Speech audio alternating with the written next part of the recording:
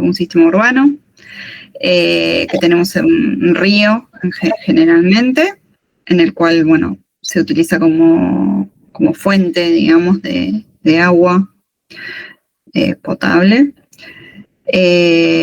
Luego tenemos lo que es la obra de toma, que es lo que capta el agua para ser tratada en la planta potabilizadora. Eso se va mediante un sistema de tuberías a lo que es al tanque elevado o a una cisterna semienterrada con un sistema de bombeo, dependiendo del caso. Y después tenemos lo que es la red de distribución, que es el sistema de tuberías que distribuyen el agua ya potabilizada a los usuarios. Bueno, después también tenemos lo que es el sistema de recolección de los desagües cloacales, digamos, es el mismo agua potabilizada que fue utilizada, que luego se transforma en desagüe cloacal, y bueno, tenemos la planta depuradora, que también luego de su tratamiento vuelca sus desechos al mismo río. Entonces, bueno, hay que prestar especialmente atención, digamos, a este esquema, digamos, de ciudades y de recursos naturales, como ser el río en este caso, que este esquema se repite a lo largo del río, habitualmente en varias localidades, ¿no?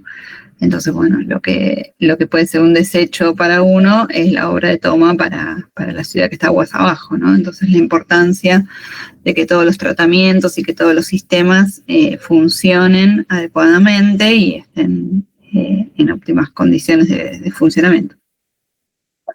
Bueno, si hablamos de lo que es el sistema de agua potable, bueno, tenemos acá lo que son los elementos que forman parte, digamos, del sistema, que bueno, un poco lo que vimos en la filmena anterior, fuentes de provisión de agua, acueductos, plantas, depósitos, la distribución, la red domiciliaria, y después, bueno, todo lo que son los elementos menores, pero no menos importantes, como ser válvulas, bombas, medidores, hidrantes, tapones, ¿no? Todo lo que hacen que el sistema efectivamente funcione. Bueno, dentro de lo que son los sistemas de agua potable tenemos como dos grandes grupos. Tenemos lo que es a gravedad, que funcionan por el nivel estático, o sea, la diferencia de presión de energía, digamos, piezométrica de un punto hacia otro, que hace que el agua fluya por las tuberías. Y si no, luego tenemos la alternativa por bombeo, que bueno, que es como esa energía piezométrica no está dada de forma natural, se genera esa diferencia de energía para que el agua circule por las tuberías. Esa diferencia se puede generar por un sistema de bombeo, lo cual hace que haya que tener las instalaciones, ¿no? para este sistema. Bueno, los tipos de redes. Acá me detengo un poco porque esto es como medio el ABC de lo que tienen que plantear en el trabajo práctico. Es muy importante que entiendan las diferencias entre las redes. Fundamentalmente el concepto de malla, ¿no? Acá tenemos dos sistemas, o bueno, tres casi, en el B, en el C y en el D, que tienen mallas cerradas. En el A no, es un sistema abierto. El tema es cómo va creciendo la ciudad y cómo uno va acompañando ese crecimiento de la ciudad con sus redes, ¿no? Entonces es importante poder pensar el área de estudio que nosotros tenemos que proveer de agua potable, cómo la vas a pensar a través de las tuberías. Lógicamente que hay lugares que son muy alejados, que las densidades son bajas, que no tiene mucho sentido tener instaladas tuberías. Entonces, en general, en esos lugares tenemos redes como la conformación de tipo A, que está ahí marcada, una red ramificada, una red abierta, que sigue las arterias principales en general de circulación de los vehículos, o puede ser también de alguna línea de ferrocarril o alguna autopista, bueno, dependiendo de la configuración de la localidad. Y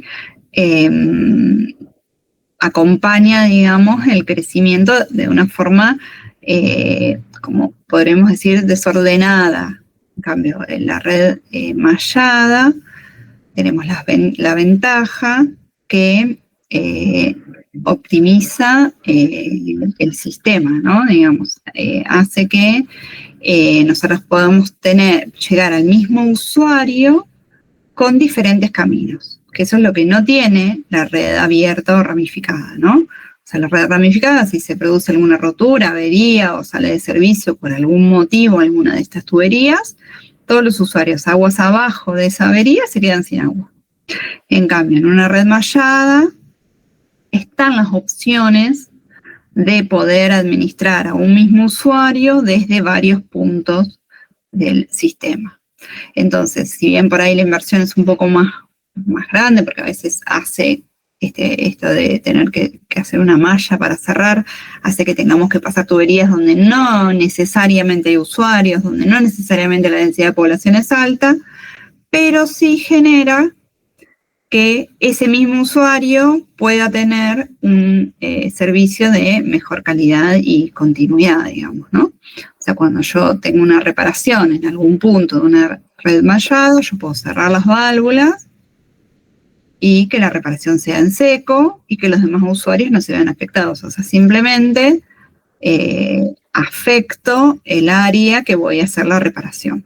Esa sería la ventaja más importante de una red mallada. Después también tenemos el tema de el equilibrio de presiones. O sea, nosotros en los extremos, digamos, de las mallas, esos puntos como más alejados, los nodos más desfavorables, digamos, los más alejados del tanque de distribución o de la cisterna, en general presentan presiones bajas y a veces son puntos como complicados, digamos, con velocidades muy bajas, donde no llega el cloro. Entonces, bueno, es importante, si tenemos un sistema que el agua circula, digamos, a través de la malla, garantiza, digamos, el equilibrio de las presiones en esos puntos más desfavorables del sistema. Entonces, la idea es que ustedes en el trabajo práctico puedan plantear un sistema de mallas cerradas, una red mallada. Obviamente que si tienen algún pueblito en general, bueno, igual en las áreas donde les hemos dado ahora no les va a tocar, pero bueno, pongo como un caso de ejemplo. Si en alguna localidad que a veces hacen barrios que son un poco más alejados, y hay que ir con una tubería específicamente para ese barrio, bueno, en general esos barrios no presentan un sistema alternativo de abastecimiento, digamos, ¿no? Esos serían los casos en los que tenemos que hacer concesiones a las bondades de la malla cerrada. Pero bueno, en el caso del trabajo práctico que tienen que armar ustedes, les pedimos que armen mallas.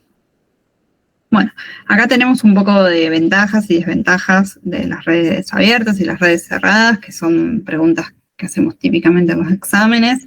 Es muy importante que sepan las diferencias, las bondades y las desventajas de cada uno de estos sistemas. Es un poco lo que estuve hablando hasta recién. Bueno, acá tenemos un caso típico de una malla cerradita para que vean cómo efectivamente la dibujamos, cómo se conecta la tubería principal, digamos, en este caso es de 200, es un PVC de 200, que es una malla, y cómo se conecta con las tuberías de distribución secundarias, en este caso son de PVC de 75, cómo conectamos, digamos, la malla principal con las cañerías de distribución domiciliaria.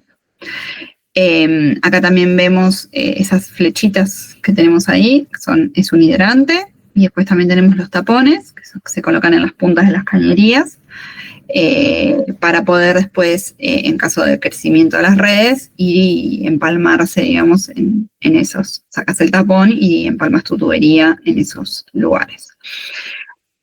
Cada prestataria de servicios, digamos, tiene su diámetro mínimo, que en general es 75, depende en Argentina, por ejemplo, o en la provincia de Buenos Aires, Depende de la empresa, pero bueno, la empresa APSA establece como diámetro mínimo de 75 y la empresa AISA, que pertenece a Ciudad de Buenos Aires y al primer cordón del conurbano, establece como diámetro mínimo 90. Entonces, bueno, hay que averiguar qué es lo que establece cada prestataria de servicio, depende del lugar donde te toque hacer el diseño y, bueno, lógicamente adaptarse a sus normativas. También algunas empresas tienen requerimientos respecto a los materiales.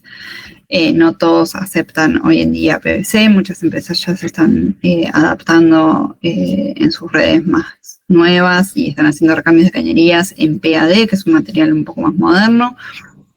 Entonces, bueno, ya las cuadrillas empiezan a tener ya sus herramientas y materiales para el manejo de las redes en PAD o en PVC o en acero. Entonces, bueno, ya por eso es que se establecen estos requerimientos de las prestatarias, digamos, para determinados materiales.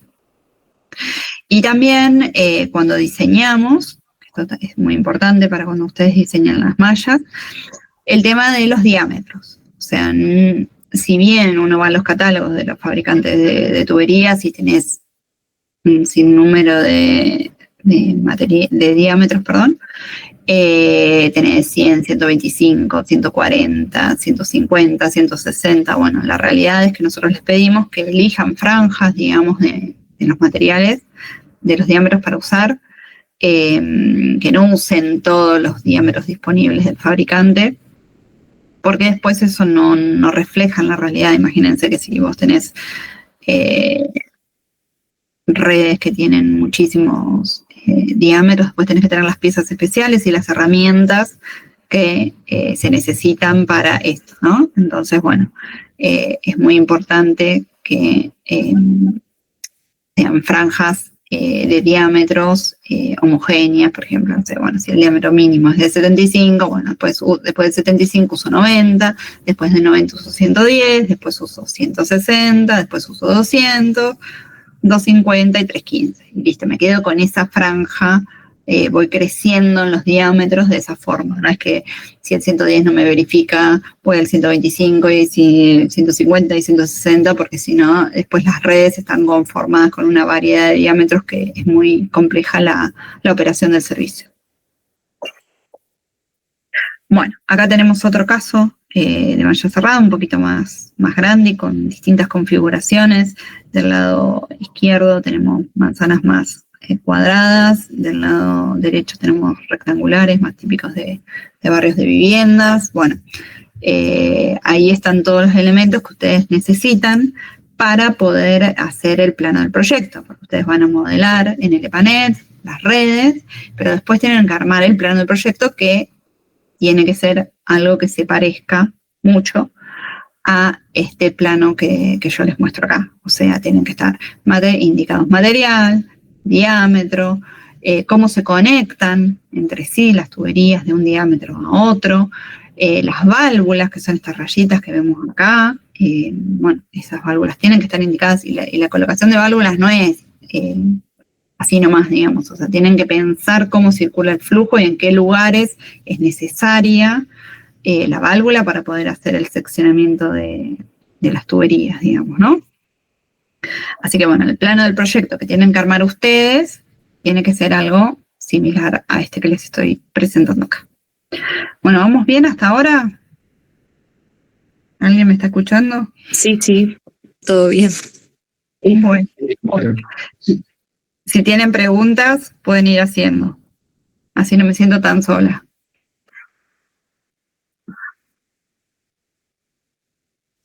Bueno. Esto, ¿alguien preguntó algo? ¿No escuché? No, aquí se basa, que tierra de timidez. Claro. Así se hace más entretenido. Bueno, acá tenemos algunas tipologías y nos adentramos un poco en lo que es los modelos de cálculo que utilizamos. Les planteo, digamos, algunas ciudades muy conocidas. Bueno, esta, ya no sé son medias viejas, tienen datos del 2010, tendría que actualizarlo. 2001, 2007, 2010. Voy a actualizarla esta filmina. Pero bueno, lo que quiero mostrar, si se ve, es el tema de las densidades. Esto que hablábamos hoy de las mallas, dependiendo de la densidad de población. O sea, lógicamente que por ahí si te toca un área muy poco poblada y vos tenés que pasar una tubería para que solamente se conecten 2 usuarios, no tiene tanto sentido, ¿no? También está el concepto de que en las ciudades, fundamentalmente, como estas grandes que estoy mostrando acá, la densidad de población te determina el tamaño de las mallas. En general, las mallas tienen una longitud aproximada de entre 300 y 600 metros de longitud. Eso sería algo estándar que usamos en nuestro medio. El tema es que si vos vas a ciudades superpobladas, esa longitud no te va a servir. O sea, en ciudades como mostramos acá, London, Delhi, son ciudades mega grandes. Entonces las mallas, además de tener diámetros más importantes, lógicamente que eso va a salir del modelo hidráulico, la longitud de cada uno de los lados de las mallas van a ser menores. Por ejemplo, en Ciudad de Buenos Aires, en general, tenemos mallas de entre 200 y 300 metros de longitud. En cambio, en la Ciudad de La Plata, sí tenemos mallas un poco más abiertas, de 400, 500 y hasta 600 metros más a medida que nos vamos alejando del centro urbano. Entonces, es lógico que en ciudades más densamente pobladas, esta longitud se achique y a medida que nos vamos alejando y las poblaciones bajan, estas mallas se van abriendo cada vez más hasta hacerse de tipo ramificada en la periferia, ¿no? Como veíamos hoy. Bueno, el área de influencia de los nodos, o sea, ¿cómo hacemos para que cada nodo considere el área que va a abastecer desde cada uno de ellos, ¿no? El criterio de cálculo es el mismo que se utiliza en hormigón, en las losas. Es el área tributaria, digamos, que cada columna va a absorber de la losa. Digamos, el criterio sería el mismo. Es la mitad de la longitud de la malla, mitad para un lado y mitad para el otro. En este caso que mostramos acá, como el tanque estaba más cerca del lado izquierdo, en vez de ser la mitad, se utilizó como criterio 3 manzanas y 2 manzanas, digamos, ¿no? O sea, como se supone que va a haber mucha más presión del lado del tanque, porque es la rama principal que baja desde el tanque, bueno, se supone que los nodos 2 y 3 tienen mucha más carga que los nodos 4 y 5, ¿no? Y 6. Por eso es que está de esta forma, pero en general una buena aproximación es hacerlo a la mitad de la malla y sacas el área que tributa a cada nodo y lo multiplicas por la densidad de habitantes, que eso lo sacaron del trabajo práctico número 1. Bueno, acá tenemos un ejemplo de nodos y áreas tributarias. Bueno, una cosa que todavía no hablamos, que lo hablamos el otro día un poco en clase, es el tema de cuando uno diseña las mallas de distribución. Tenés que tener en cuenta las barreras urbanas, que en general las más comunes son vías del ferrocarril, arroyos, autopistas, avenidas anchas, ¿no? Esas serían como las barreras urbanas que hacen que uno tenga que realizar cortes en las mallas, y está muy piola hacerlo desde el punto cero, digamos, de diseño de la red, para después que las mallas sean más homogéneas, ¿no? Como en este caso, en el área central tenemos ahí un nodo de cada lado, de eso es una línea de ferrocarril. Entonces, bueno, no haces que la tubería cruce en todas las esquinas, lo haces cruzar en cada una de las mallas, ¿no? Se hace una línea de un lado, otra línea del otro, y después se analiza, digamos, dónde cruza la red en cada uno de los puntos. O sea, por ejemplo, si vos tenés un arroyo que te parte al medio, digamos, tu área de estudio, no vas a estar cruzando el arroyo en todas las cuadras. juntas todo en una punta y haces un cruce de arroyo, ¿no? Entonces sería lo mismo, aplica este criterio para vías de ferrocarril, autopistas, bulevares. Bueno, ahora a continuación les voy a mostrar el tema de las conexiones largas y cortas. Bueno, el criterio, digamos, para tener que poner doble tubería es si se puede ejecutar conexión domiciliaria o no. Ahora cuando explico, a ver, para que me voy un poco más lejos, donde tengo las conexiones. Ya les explico lo de las conexiones domiciliarias, después volvemos. Ténganme paciencia.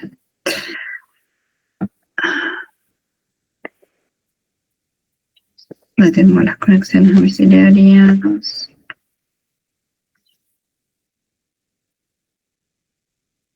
Estoy re lejos.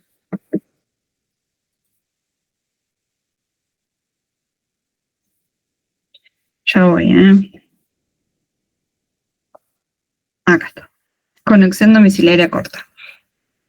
La conexión domiciliaria corta es aquella que, pasando la tubería de distribución por la vereda, se pueden ejecutar conexiones de forma directa hacia las viviendas. Entonces, vos por la vereda tenés una conexión que va directo a la zanja, digamos, como se ven ahí esos rollitos. Esas serían las conexiones para la distribución. En cambio, la conexión domiciliaria larga es cuando la tubería pasa por la mano de enfrente de la vivienda o el usuario que se desea conectar, y entonces vos tenés que hacer este cruce de calle que se ve acá en esta foto. Es muy antigua, pero bueno, es muy válida, porque se entienden perfectamente cuál es el concepto de tener que cruzar toda la calle. Habitualmente estos cruces se hacen no hacia zanja abierta, como está en ese caso, se hacen con tuneleras, se pasa de un lado para el otro, pero bueno, la realidad es que hay que cruzar la calle, y bueno, dependiendo de si la calle ya está asfaltada o no está asfaltada, bueno, a veces es muy complejo. Y vinculándolo un poco al tema este que estábamos hablando, del diseño de las mallas, muchas veces hay que hacer tuberías por las líneas municipales, digamos, por la línea de vereda, para que los usuarios se puedan conectar a esa tubería. No vas a hacer una conexión a una tubería muy grande, digamos, ¿no? Eso se llama tubería subsidiaria, después lo damos el concepto, pero bueno, es importante que cada usuario tenga por su vereda o por la vereda de enfrente una tubería que sea posible de conexión, ¿no? Bueno, ahora volvemos a donde estábamos hoy. Yo lo separé de esta forma para que puedan avanzar con el trabajo práctico. Déjame hacer un comentario. Sobre las redes que están en ejecución en la ciudad de Plata. Están renovando. Que no te entiendo bien, Mauricio. Okay. Entonces te escucho bien. Bien. Bueno, no soy de Cuba. A ver. ¿Me escuchan? A ver ahí. Yo tampoco escucho bien. Bueno, sí, azul, lo escribo en el chat. Perdón. Bien. Entonces, a ver. Bueno, entonces acá tenemos este diseño de los nodos como barrera urbana, digamos, que muchas veces se nos presentan, esto de arroyos, ferrocarriles, etc. Bueno, el modelado que ustedes tienen que hacer para el trabajo práctico número 2 es un modelado clásico mediante el programa EPANET. Hoy en día hay programas de cálculo por ahí más modernos que el EPANET, pero la realidad es que el motor de cálculo hidráulico que maneja el EPANET es muy bueno. Y si bien hay programas que por ahí son más modernos, en realidad lo que fundamentalmente cambia es la interfaz. O sea, el EPANET a veces es un poco rudimentario en la salida de los datos, digamos, que nosotros a veces podemos mostrar. Entonces, por ahí a veces programas que son pagos o más modernos tienen una presentación de datos un poco más dinámica y que vende más, digamos, que el EPANET, pero bueno, la realidad es que el motor de cálculo hasta ahora no se ha cambiado, es el mismo para la mayoría de los programas. Entonces, bueno, como es un programa que es muy livianito, que es gratis, que está diseñado para las universidades, la verdad que, bueno, es el que nosotros presentamos, porque también es como la base del cálculo de los demás programas, digamos, ¿no? Todos los demás, el concepto de nodos, tuberías, longitudes, carga de datos, es el mismo para todos. Entonces, bueno, que por el momento no hay nada que sea superador. Acá tenemos un poco los resultados gráficos que obtenemos desde el EPANET, que bueno, como yo les decía, son como medio antiguos y tradicionales. Por ahí algunos programas, no sé, el WaterCAD u otro, te muestra más campanas con las presiones, o podés seleccionar varios nodos a la vez para ir viendo. Bueno, hay como distintas instancias gráficas para presentar los resultados que, bueno, que a veces son más amistosas que estas que presenta el EPANET. Bueno, una cosa muy importante que tenemos que ver con cada modelo, que en realidad yo lo explico acá y ahora por el tema del EPANET, pero en realidad con cualquier modelo, tanto hidráulico como de cálculo que usemos en nuestra vida profesional, es importante saber para qué lo vas a usar. O sea, vos tenés que ver para qué te sirve y cuál es la carga de datos también que tenés. Yo acá tengo este caso, ¿no? Por ejemplo, esto es un típico country que te piden que lo modeles y bueno, uno tiene distintas opciones de modelar. Tú puedes modelar casa por casa, terreno por terreno, como es el primer gráfico, digamos, que tenemos ahí, que vos ya sabes la densidad, tenés el área del lote, tenés todo y sabés que hay un consorcio que va a controlar, que se van a colocar medidores para controlar cada uno de esos consumos. Entonces, bueno, verdaderamente vale la pena hacer un modelo que responda a esa densidad de datos, porque, bueno, los datos están, porque se va a controlar y tiene sentido hacerlo de esa forma. En cambio, por ejemplo, si vos estás modelando una red que eso sería para un modelo de un sistema nuevo.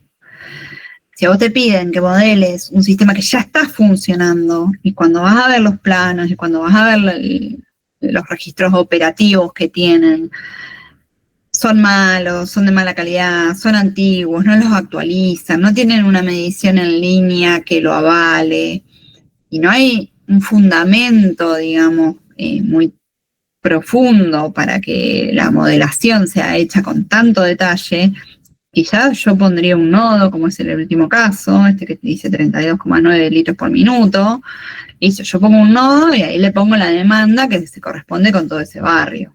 Y después la red interna no tiene tanto sentido en la modelación. Bueno, en el medio tenemos esos dos instancias que tienen ahí graficados, que bueno, depende de la calidad de los datos, y para lo que va a ser usado es la profundidad que se le da a cada uno de los modelos. A veces no tiene sentido perder mucha dedicación en algo muy minucioso de poner esto y aquello y lo otro, y que acá hay una valvulite, que no hay la valvulite, que la densidad es 34,3 o 34,5, porque después ese modelo simplemente se va a usar para una macro distribución, por ejemplo, ¿no? O sea, o lo tenés que usar para definir un bombeo. Entonces, bueno, no tiene sentido ajustar tanto el ingreso de los datos, de la demanda, de la altura, y qué sé yo, cuando en realidad después vas a terminar adaptando medio la bomba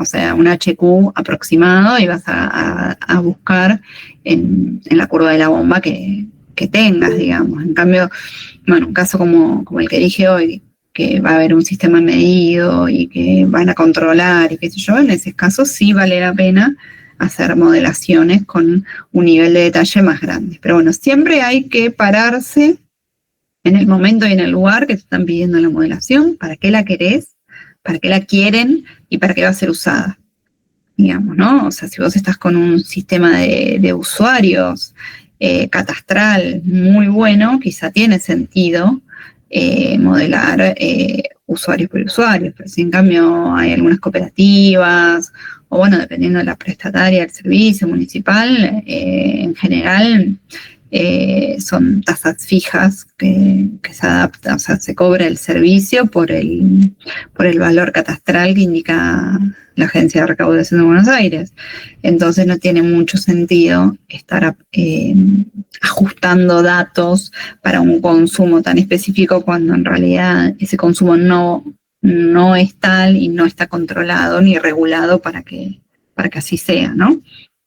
Entonces es importante siempre pararnos en el objetivo que tiene cada modelo, digamos, no es lo mismo un caso que otro y por lo tanto la densidad de datos también, si vos te concentras mucho en ponerle datos que en realidad no estás certero de que esos datos sean así, por ejemplo, muchas veces nos pasa que en sistemas que ya son existentes vas y ves los planos y en un plano dice que la tubería enterrada es de 200, vas a otro y dice que es de 300 y vas a otro y dice que es de 500, entonces vos decís, bueno, pará, no tiene sentido ajustar tanto, no sé, la nivelación topográfica si en realidad no sabes ni de qué diámetro son las tuberías que tenés instaladas. Entonces, bueno, siempre hay que plantear para qué se va a usar el modelo que vamos a realizar. En este caso, lo que tienen que hacer ustedes en el trabajo práctico, sí es importante que puedan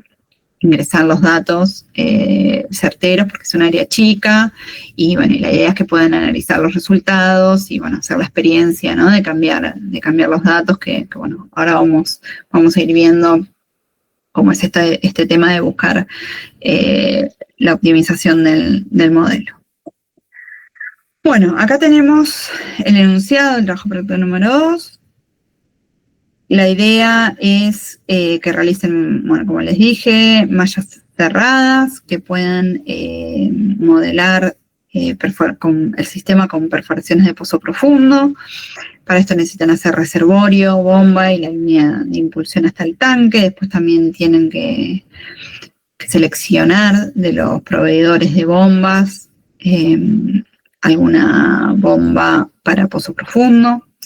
Tienen que modelar el tanque. Bueno, la demanda es como les dije, la calculada en el trabajo práctico número 1. El modelo se hace en estado estacionario.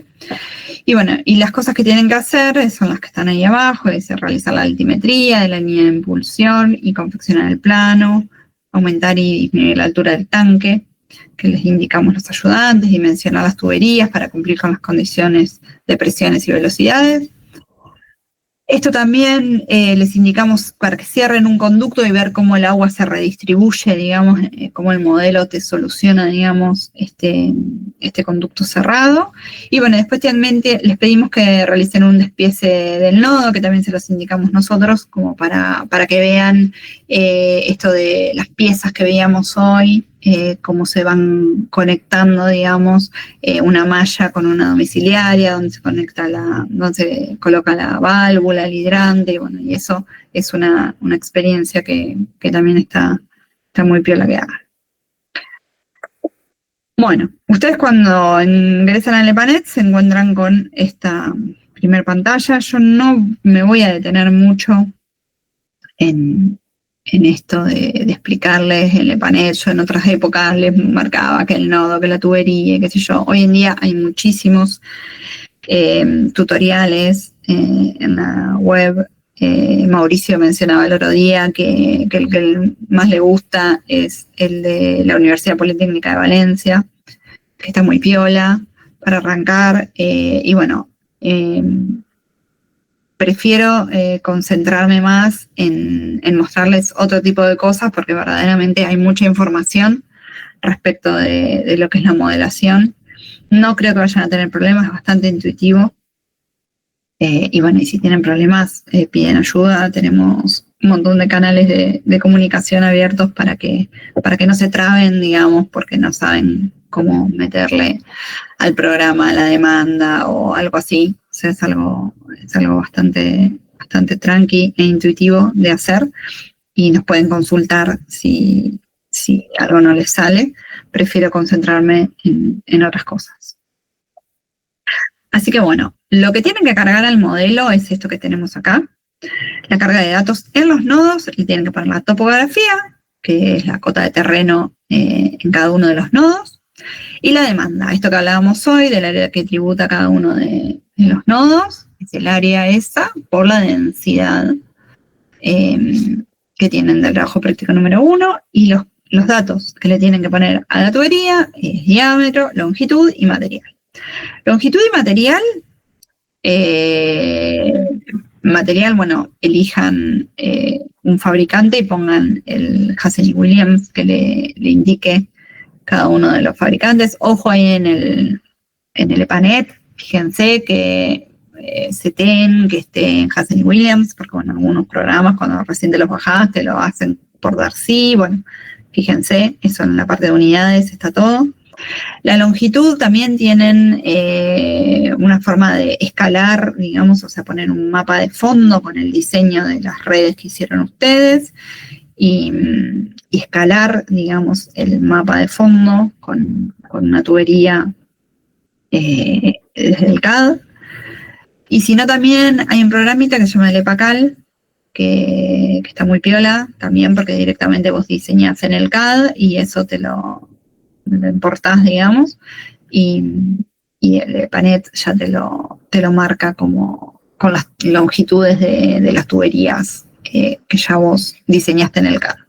Así que bueno, elijan la forma que mejor se les dé, pero bueno, son formas sencillas. Y lo que tienen que verificar es la velocidad, la pérdida unitaria y bueno, el sentido de escurrimiento, digamos, que sea concordante desde la bajada del tanque hacia los nodos, ¿no? Lo que consiste el trabajo práctico es en diseñar el sistema. O sea, el EPANET es un programa de verificación, o sea, uno le propone diámetros a las tuberías y el programa lo que te dice es, bueno, listo, con este diámetro de tubería vos tenés esta velocidad, esta pérdida unitaria y esta presión en los nodos, ¿no? Entonces, hay que buscar ese equilibrio del programa para que cumpla con todas las condiciones. O sea, la presión en los nodos tiene que ser mayor de 12, en los nodos más alejados, la velocidad tiene que ser entre 0,3 metros por segundo, 0,2 en algunos casos, hasta 1,5 metros por segundo, y la pérdida unitaria la dejamos menor que 5 metros por kilómetro. Algunos ayudantes indican entre 5 y 10 metros por kilómetro, depende, bueno, un poco de ahí los criterios de cada uno. A mí me gusta ponerles menos de 5 metros por kilómetro porque, bueno, esto es una red nueva que uno está diseñando y que, bueno, a medida que va pasando el tiempo, esta rugosidad del material va perdiendo bondad y las distintas piezas que constituyen la red también va perdiendo bondad y, bueno, esta pérdida unitaria empieza a crecer. Entonces, bueno, ya como nosotros estamos parados en un escenario nuevo, digamos, a los 20 años de uso de esta red, esta pérdida unitaria, bueno, seguramente se ve afectada. Entonces, bueno, si ya partimos de una pérdida unitaria media elevada, como 5, 6, 7 metros por kilómetro, en 20 años ya vas a llegar a pérdidas bastante mayores y eso no es lo óptimo. Entonces, bueno, por eso les planteo que si son sistemas nuevos, no nos pasemos mucho más de 5 metros por kilómetro. Si vos tenés un sistema que ya está funcionando y tenés una tubería que tiene 6, 7, 8, hasta 10 metros por kilómetro, quizás no es una tubería que sea prioritaria para mandarla a recambiar. Se le puede conceder, si más o menos no tiene muchas roturas y está bien, se le puede conceder que esté en servicio un tiempo más, pero sería como un criterio ya para un recambio, ya tener pérdidas más de 8, 9 metros por kilómetro, ya sería una tubería para hacer un recambio. Entonces, bueno, la idea es que ustedes tengan todo este modelo cargado con estos datos, le propongan diámetros y verifiquen la presión, la velocidad y la pérdida unitaria. Eso sería el accionar del trabajo práctica número 2. Bueno, esto que tenemos acá, esta lomita que tenemos ahí en rojo, ¿no? Es para mostrarles el tema de las conducciones, o sea, la importancia de la altura del tanque o de la altura de bombeo, dependiendo de la configuración del sistema. ¿Por qué? Porque si tenemos alguna de estas lomas y nuestra línea piezométrica no pasa, digamos, o sea, corta como se ve ahí, la línea piezométrica corta el terreno, esa zona que está ahí marcada en color rojo no va a tener presión, digamos, o sea, no tiene altura piezométrica tal para poder abastecer esa zona. Entonces, generalmente en esa zona se termina teniendo que hacer un bombeo particular para esa zona, o sea, con una altura piezométrica que dé para esa zona. Entonces, es muy importante, dentro del área de estudio que tenemos, evaluar la altura topográfica para que no caer en este error de la línea piezométrica. Bueno, ya estuvimos hablando un poquito antes de los cruces especiales, como les dije, son arroyos, vía del ferrocarril, una autopista, una ruta, una avenida ancha, pero lo que no les mencioné es que para cada uno de estos cruces que uno tiene que hacer, primero se debe pedir autorización al dueño del cruce, digamos. Por ejemplo, si es un ferrocarril, se le pide permiso a ferrocarriles nacionales en general. Si es un arroyo, se pide en hidráulica. Bueno, estos permisos de cruces son bastante complejos de llevar a cabo, o sea, dentro de lo que es la administración de la obra, digamos, son complejos de gestionar y de llevar. Y después también el cruce se debe diseñar según la normativa que cada uno, por ejemplo, ferrocarriles o hidráulica, te establecen las distancias, tanto horizontales como verticales, que el cruce debe tener según la interferencia, ¿no? Entonces, bueno, estos cruces especiales muchas veces nos condicionan los trazados de nuestras redes. La subsidiaria. Esto que vemos acá es un caso típico, digamos, que, por ejemplo, si tenemos una cañería que tiene presión elevada, como este caso que tenemos dibujado ahí, de diámetro 400, seguramente tenga una presión de servicio 20, 25, 30 metros columna de agua. No vamos a ejecutar conexiones domiciliarias a un caño con tanta presión. Entonces, en general, lo que se hace, se pasa un caño paralelo, digamos, a este, y se le hacen determinadas conexiones en algunos puntos, y a ese caño es donde se ejecutan las conexiones domiciliarias. La ubicación de los hidrantes, en general, nosotros la diseñamos cada 200 metros. Es importante porque las mangueras de los bomberos tienen estas longitudes. Entonces, bueno, el diseño que le hacemos habitualmente es como tenemos dibujado ahí, que se llama en 3 bolillo, que bueno, es para poder llegar, digamos, a los focos de incendio con las mangueras de los bomberos para todos los casos. Bueno, como ya estuvimos viendo el tema de las densidades de las ciudades, el tema de que cada prestataria de servicio tiene su normativa, entonces esa concesionaria del servicio, en esa normativa que establece, va a tener su normativa y va a decir cuál es el material, el diámetro y cuál es la presión mínima de servicio con la cual tiene que cumplir según su contrato de concesión de servicio. Entonces, cada prestataria tiene este valor estipulado, o sea que cuando vos vas a diseñar un sistema, si bien, bueno, normalmente tenemos, ¿no?, este concepto de que llegue a los usuarios el agua, que al fin y al cabo es el objetivo del sistema, bueno, además hay que consultar la normativa que cada zona tiene para poder cumplir con lo establecido. Habitualmente, entre 8, 10, 12 metros de columna de agua son los valores normales que tenemos en nuestro medio. Y tiene que ver con las alturas de las ciudades, digamos, pero bueno, lógicamente que si alguien en una ciudad grande decide hacer un edificio de 20, 30 pisos, la prestataria no tiene por qué poder abastecer esa altura, ¿no? O sea, cada propietario también va a tener que realizar las conexiones internas domiciliarias para poder autoabastecerse. Bueno, acá tenemos un caso que se los presento, porque bueno, hace un tiempo me tocó trabajar en proyecto ejecutivo, y verdaderamente cómo cambia la presentación de un plano, de un proyecto, como es el caso de la parte de arriba, lo que está dibujado en color magenta, que es un plano típico de una licitación, de una obra, que bueno, simplemente se pone que hay unas vías de ferrocarril, que está el cruce de vías y que hay que cruzar con un diámetro 2,25, ¿no? Que se le pone una válvula de agua, de aire, perdón, una válvula esclusa y una motobomba y no mucho más detalle. En cambio, luego cuando vamos al proyecto ejecutivo, vemos cómo cambia la escala y el nivel de detalle. Fíjense que lo que en el plano de arriba decía Belgrano Norte, cruce de vías, bueno, acá en el plano de abajo tenemos dibujados hasta los rieles y los durmientes de las vías del ferrocarril, ¿no?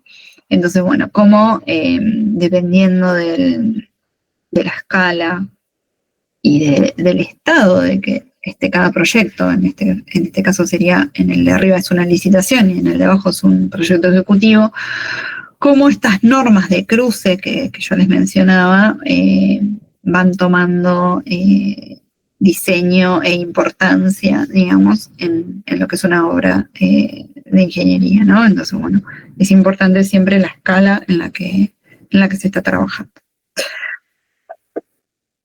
Bueno, como les mencionaba al principio, en general, el esquema típico de ingeniería sanitaria es con una obra de toma de un río. Pero bueno, también quería mostrarles esta alternativa, digamos, de fuentes de provisión de agua, que es el agua subterránea. El agua subterránea son perforaciones de pozo profundo, dependiendo de la zona donde estamos. Cada subsuelo, digamos, es diferente. En la provincia de Buenos Aires tenemos 2 acuíferos, fundamentalmente, el Puelche y el Pampeano. Son los 2 acuíferos que abastecen la mayoría de nuestras ciudades de la provincia. Pero bueno, las perforaciones profundas, y estas son las instalaciones que uno ve desde arriba, lo que está pintado en color celeste es un manifold, se ve ahí que tiene como un volante, digamos, eso es el accionar de la válvula esclusa, se ve también un relojito que tiene, eso es para medir la presión en boca de pozo, eso que se ve ahí arriba que es como del lado izquierdo tiene una tapita roja y del lado derecho es negra. Bueno, esa es la válvula de aire, que es la que ventea, la que permite que salga el aire de la tubería. Y después también tenemos la canillita de la toma muestra, que se ve ahí. Que eso es muy importante, que las perforaciones profundas tengan su canillita para poder muestrear el pozo y no tener que estar desarmando todo ese manifold, que es bastante complejo. Y bueno, también tenemos la cabina donde están los tableros eléctricos y la dosificación del cloro en caso de que la perforación vaya de forma directa a red y no vaya a un tanque o a una cisterna. Bueno, hay que dosificar cloro en cada una de estas perforaciones. Bueno, esto es un poco lo que les planteaba hoy de los materiales y los fabricantes. Bueno, el otro día en la clase les decíamos que usen el catálogo de Tigre, que es como el más completo y el que más se está usando ahora en nuestro medio para las redes que estamos diseñando. Bueno, acá tenemos la zanja típica de la instalación de una tubería de agua, como es cada uno de los requerimientos, digamos. las distancias, las profundidades que tenemos que cumplir. Y acá tenemos algunos casos de uniones de malla con tuberías de distribución domiciliarias. Vemos ahí las piezas especiales, cómo se vinculan con las tuberías de mayor diámetro y cómo van reduciendo sus diámetros para dar lugar a la domiciliaria. Vemos las válvulas de seccionamiento que tenemos ahí. Y bueno, en el caso de la foto que está a la derecha, son tuberías plásticas, las otras dos son tuberías metálicas, para que tengan un caso. Bueno, la foto que está en el medio es una tubería que está en servicio desde hace más de 50 años, es de hierro fundido, y la verdad que funciona muy bien. Está en Plaza Italia, ahora quedó abajo de un cantero, de los últimos que hicieron. Pero bueno, la verdad que es una tubería que no se la tocó, la dejamos ahí porque estaba bien, a pesar de por fuera estar bastante corroída, por dentro estaba bien, presentaba baja rugosidad. Así que bueno, esa tubería sigue en servicio actualmente, que parece algo súper antiguo, pero bueno, no presentaba fallas, entonces bueno, se sigue utilizando. Pero bueno, para que tengan una idea, cuando hablamos de las piezas de unión, de qué estamos hablando. Acá tenemos un despiece de nodos, que es esto que mostraba en la filmina anterior, o sea, como un ramal de vinculación de una tubería principal con una tubería secundaria se coloca, digamos. Y esto es un caso típico que se hace en las licitaciones para la conexión de los nodos, sobre todo los nodos más importantes, digamos los diámetros más grandes, en los cruces y en las conexiones, para que no falte ninguna pieza y para hacer el presupuesto, el cómputo y el presupuesto, digamos, de estas piezas, porque verdaderamente son un ítem muy importante dentro de lo que es una red de agua. O sea, las válvulas son piezas muy caras. Entonces, bueno, es importante poderlas comprar, buscar fabricantes y que, bueno, que sean de buena calidad y además que sean acorde a las necesidades que uno tiene, porque, bueno, muchas veces esto que decíamos hoy de los diámetros, ¿no? O sea, acá, por ejemplo, vemos una tubería de 250 con una de 75, bueno, no siempre el fabricante va a tener la válvula de 250 o de 75, ¿no? Entonces, bueno, muchas veces tienen que mandar a hacer las piezas especiales y, bueno, eso lleva un tiempo y, bueno, a veces atrasa un poco la obra también porque no están disponibles las piezas. Entonces, bueno, para hacer el cómputo y poder presupuestar, es importante saber exactamente cuántos nodos, qué tipología de nodos, porque muchas veces cuando estás haciendo una obra se van repitiendo los nodos, son todos iguales, digamos. Entonces, bueno, tengo tantos nodos, tengo 10 nodos de tipo 3, 10 nodos de tipo 1, bueno, esos son, a ver, por ejemplo, no sé, son 10 ramales, por ejemplo, sería de 250 a 110, o sea, vas computando, digamos, cada una de las piezas que necesitas para hacer la red. Bueno, después, en tuberías por ahí de diámetros mayores, es importante estos muros de anclaje. O sea, piensen que el agua, cuando viene en tuberías ya en diámetros de 400, 500 milímetros, ejerce una fuerza sobre las piezas y sobre el suelo, que muchas veces el suelo no es capaz de absorber, digamos, este empuje. Entonces, bueno, se diseñan estos muros de anclaje en estas singularidades, ¿no? Como vemos ahí, en una curva, o en una T, o en algún cruce, que haya que contener, digamos, este empuje con un muro de hormigón, para que pueda resistir, digamos, este golpe del agua dentro de la tubería. O sea, es importante que sepan que se realiza un cálculo en tuberías de mayores diámetros, ¿no? Se realiza un cálculo estructural de la tubería dentro del suelo, o sea, en la zanja, para poder determinar si el suelo es capaz de absorber los empujes que va a generar la tubería, ¿no?, en servicio. Bueno, acá tenemos algunas fotos de unas obras.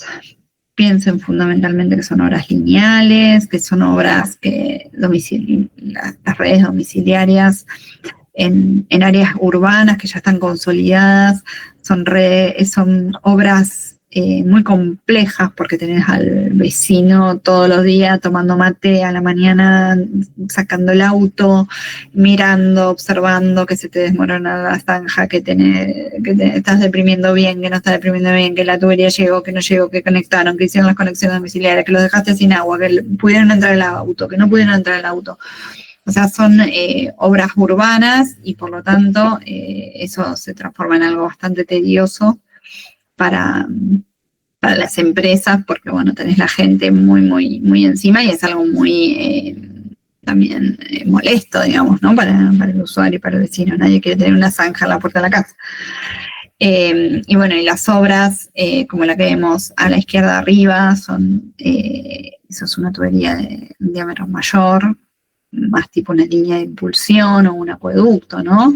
Que bueno, la instalación de las tuberías en esas zanjas es muy importante, que la cama de asiento tenga arena y que estén bien niveladas, que el proctor de bien, que la consolidación, digamos, que se le haga el terreno de relleno sea importante. Verdaderamente son obras que es importante la instalación de la tubería en la zanja, que esté bien hecha, porque evitas las pérdidas y evitas los problemas, y que las válvulas funcionen y que estén bien instaladas. Es algo re importante para la operación y el servicio de las redes, ¿no? Bueno, lo de las conexiones domiciliarias, que ahí me adelanté, ya se los mostré, largas y cortas.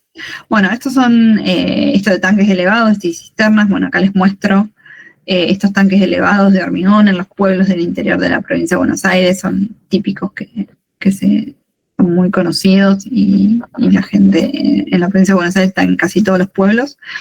Y bueno, el caso que tenemos abajo es una cisterna semi-enterrada, que esa tiene la sala que se ve ahí, ese cuartito blanco, digamos, es la sala donde están instaladas las bombas.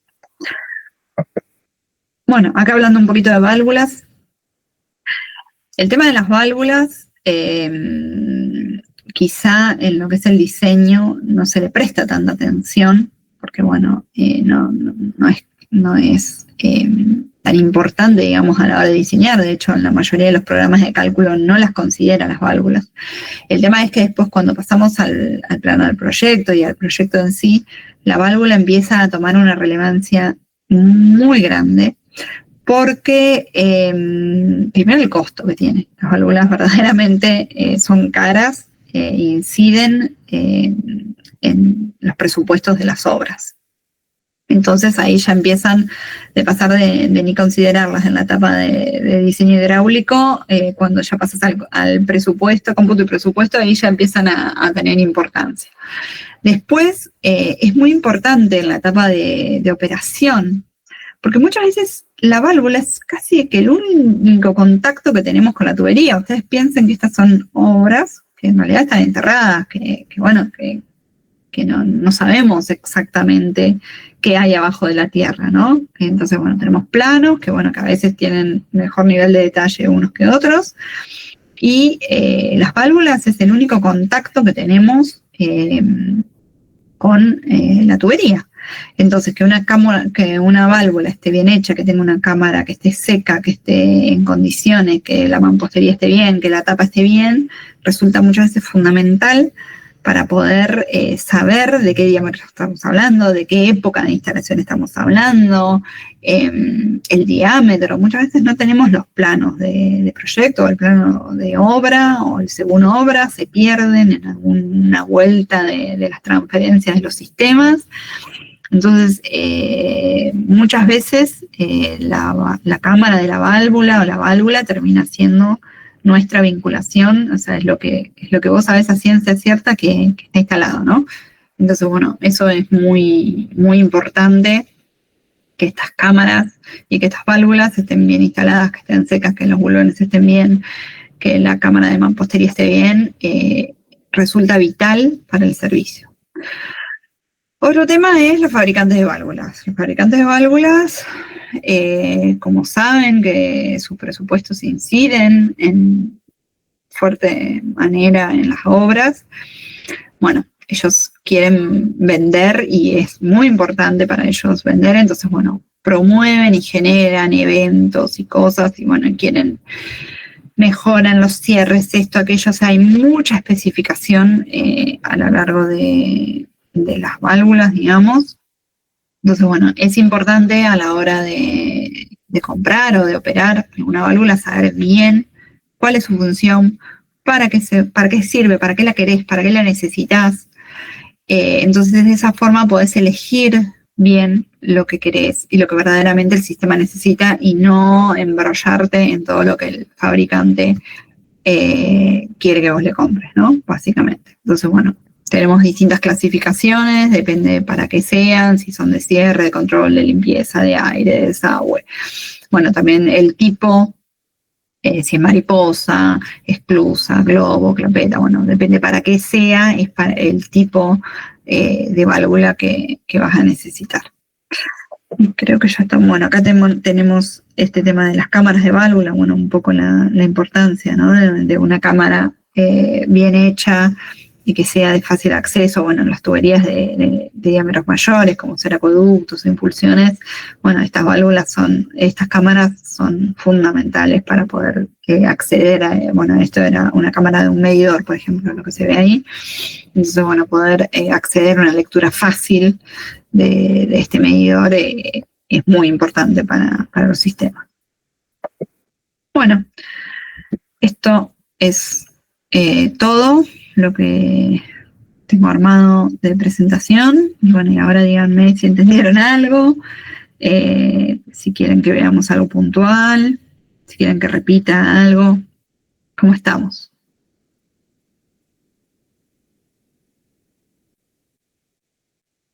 Me muero, no hay nadie.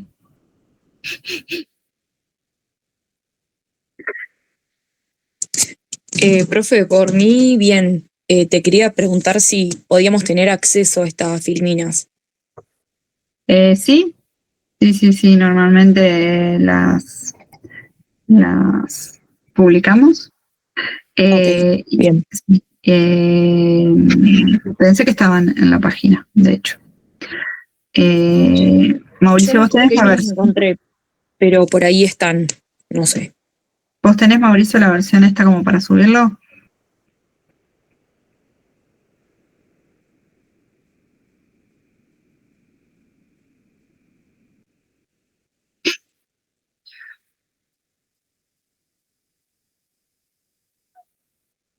Mauri.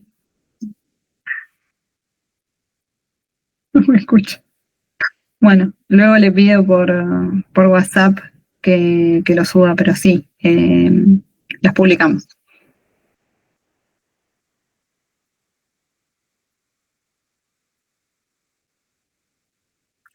Bueno, si no hay más preguntas, me desconecto.